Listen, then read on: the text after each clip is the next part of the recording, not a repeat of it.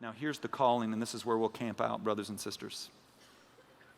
As for you, always be sober-minded, endure suffering, do the work of an evangelist, fulfill your ministry. So let's just take each one of those as quickly as I can. It could probably be done more quickly, but not by me. So in this first one, he says, hey, be sober-minded. This literally can be translated, keep your head.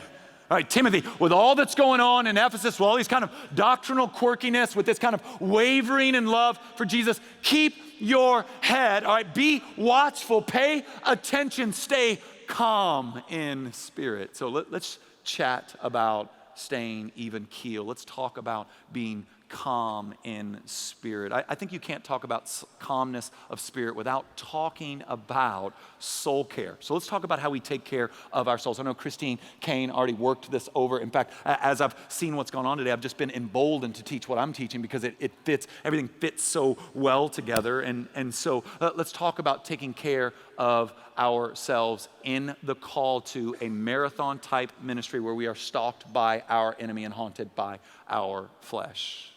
If we are going to run this race with perseverance, then we must be serious about rest. Serious about rest. But I want you to look right at me because here's what I mean and here's what I don't mean. When I say rest, I'm not necessarily talking about vacation. You tracking with me? So let's do this. We'll just have a little talk, friend time. How many of you have gone on vacation, headed to the beach, headed to the mountains, and came home just as tired, if not more tired? Right, so now let me try to explain why. Because in ministry, in this marathon, it is not just your physical body or your mind that gets weary, it's your soul. And the ocean and the mountains will not refresh your soul unless you have gone there to gaze upon the majesty of God. We must find our rest in the Lord. Anything else is escapism.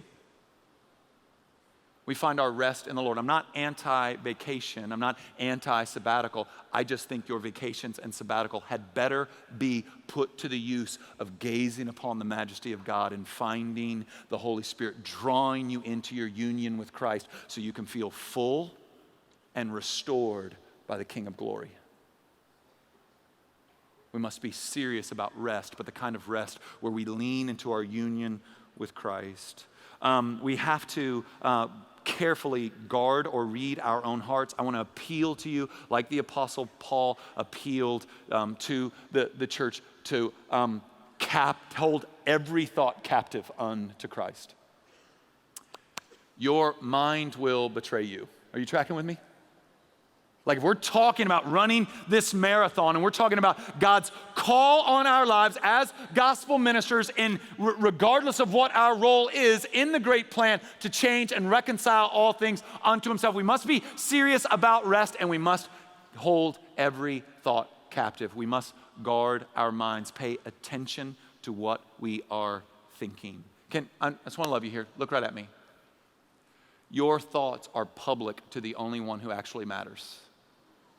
You got no secrets.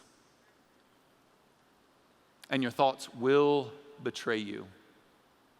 Pay attention to how you're thinking. Pay attention to how you reason. Pay attention to what's going on in your head, because what's going on in your head is sowing seeds into the soil of your heart, and that root of bitterness, root of anger, root of lust grows deep, and then we've got ourselves a problem. Pay attention to your thoughts.